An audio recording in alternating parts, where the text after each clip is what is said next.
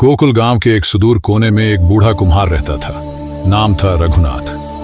बचपन की एक दुर्घटना में उसने अपना एक पैर खो दिया था, लेकिन फिर भी हर सुबह वो लाठी के सहारे अपनी छोटी सी मिट्टी की झोंपड़ी से निकलता और खुले आंगन में रखे मिट्टी के चाक पर बैठकर बर्तन बनाना शुरू कर देता। उसका शरीर थका हुआ था, लेकिन दिल में असीम धीरज और विश्वास था।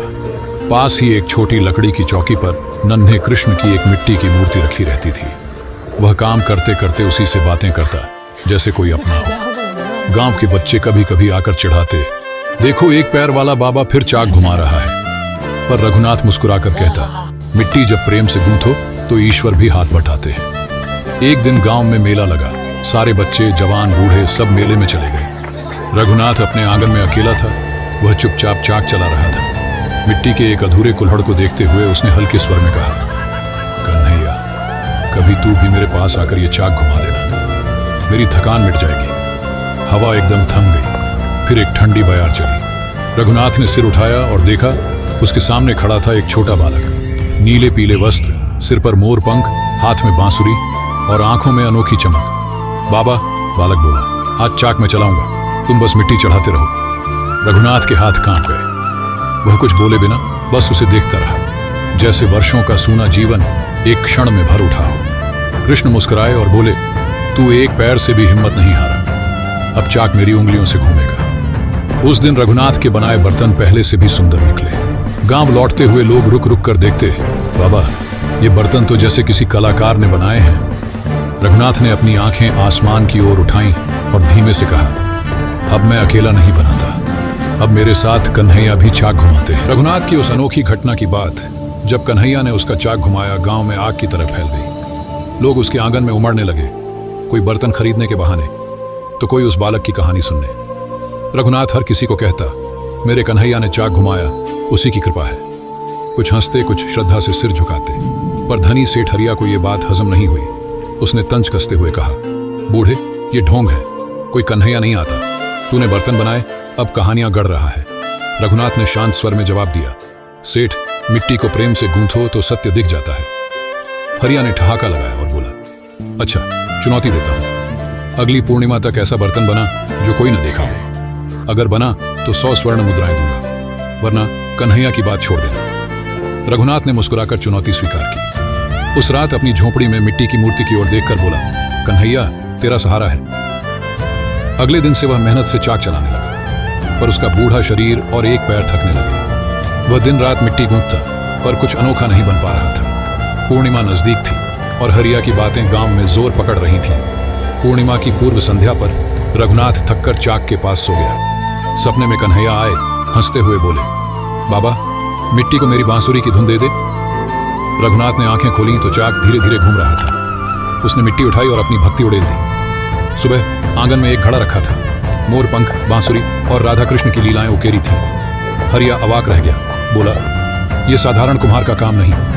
रघुनाथ ने कहा, कन्हैया ने बनाया। हरिया ने आगे बढ़कर स्वर्ण मुद्राएं रघुनाथ की ओर बढ़ाई, लेकिन रघुनाथ ने उनकी ओर देखा, फिर मुस्कुराते हुए सिर हिला दिया और कहा, इन्हें गांव के अनाथ बच्चों को दे दो, उनकी मुस्कान में कन्हैया बसते हैं। थोड़ा रुककर उनकी आंखें कृष्ण की मूर्ति पर टिक गई। फिर धीमे स्वर में बोले, मेरे कान्हा ने मुझे यह सिखाया है, भक्ति, आरती, पूजा या केवल मंदिर जाने से भगवान प्रसन्न नहीं होते।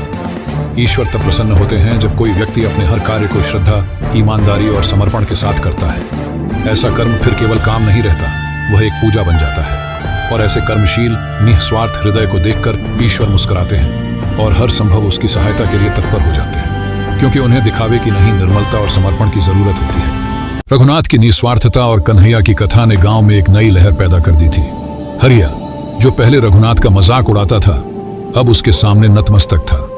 रघुनाथ के उस अनोखे घड़े ने न केवल हरिया की आंखें खोली, बल्कि उसके हृदय में भी कुछ हलचल मचा दी।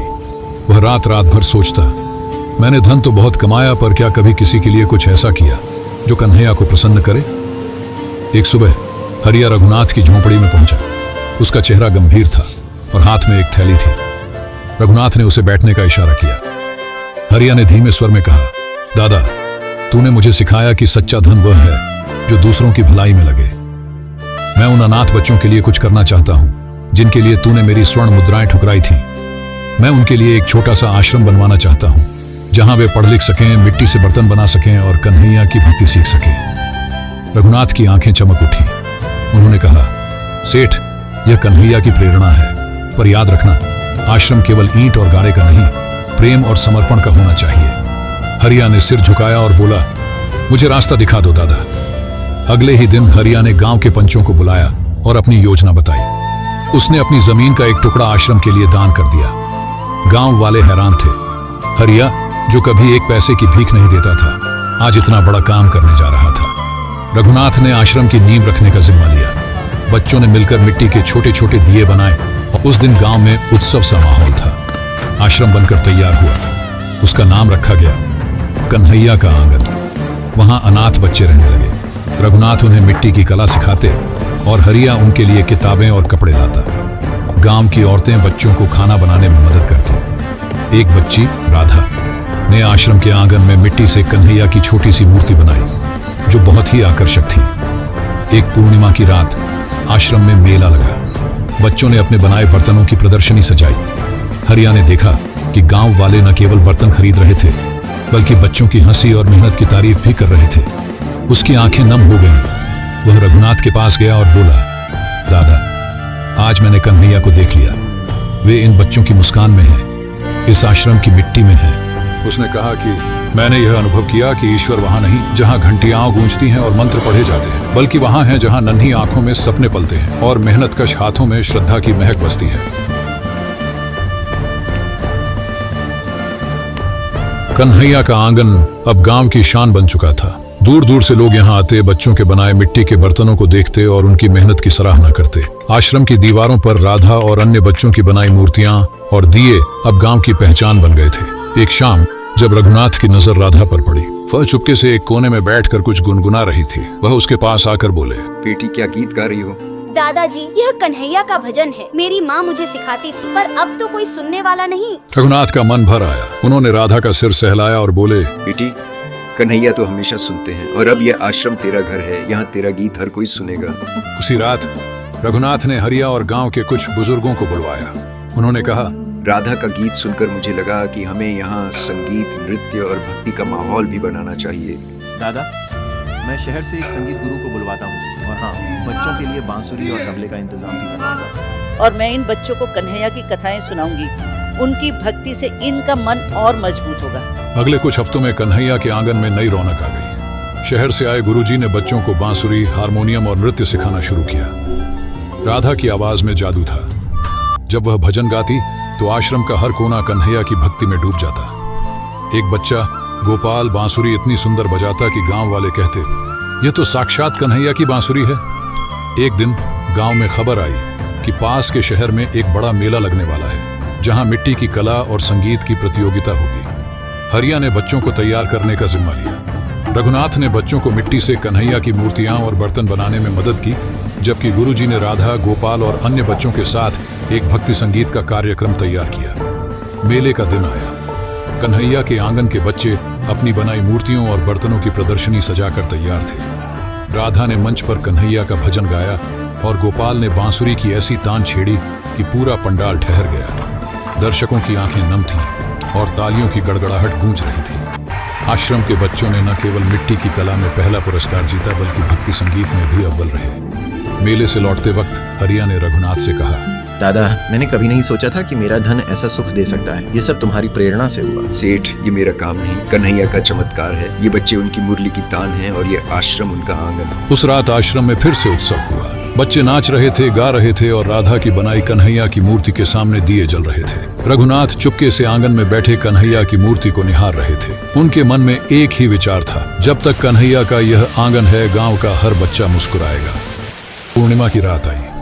आकाश चांदनी से भर गया और आश्रम का आंगन अलौकिक लग रहा था। एक बच्ची ने अचानक चिल्लाया, दादा, वहां देखो, कोई बांसुरी बजा रहा है। रघुनाथ और हरिया ने मुड़कर देखा। एक कोने में एक साधारण वस्त्रों वाला बालक बैठा था।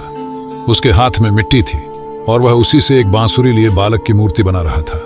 मिट्टी अपने आप आकार ले रही थी, जैसे कोई अदृश्य हाथ उसे ढाल रहा हो। रघुनाथ धीरे से उसके पास गए। बेटा, कौन हो तुम? युवक मुस्कुराया। उसकी मुस्कान में वही शांति थी, वही अपनापन जो रघुनाथ ने बरसों पहले एक नीली आभा वाले बालक की आंखों में देखा था। वह क्षण जब वह चाक घुमाते घुमाते थककर सो गया था तो कन्हैया सपने में आए थे। युवक ने धीमे से कहा, मैं वही हूं जो हर हाथ में बर्तन बनने में साथ देता है, हर दिल में भक्ति के स्वर में गूंजता है और तुम सबके हृदय में नृत्य करता है। हरिया की आंखें भर आईं। वह कांपती आवाज में बोला, क्या तुम कन्हैया हो? युवक ने कुछ नहीं कहा। उसने मिट्टी की मूर्ति को राधा के पुराने दिए के पास रखा, जिससे एक हल्की नीली रोशनी फैलने लगी। फिर वह धीरे धीरे हवा में घुल गया, जैसे चांदनी के साथ विलीन हो गया हो, एक अलौकिक सुगंध छोड़ते हुए। उसके जाते ही पूरे आंगन में एक मधुर बांसुरी की धुन गूंज उठी, जो हृदय को छू गई। बच्चे चुप हो गए। उनकी आंखों में आश्चर्य था। रघुनाथ की आंखें बंद हो गईं, जैसे वह उस स्वर को आत्मा में महसूस कर रहा हो। हरिया फुसफुसाया, अब यह आश्रम नहीं, कन्हैया की परछाई है।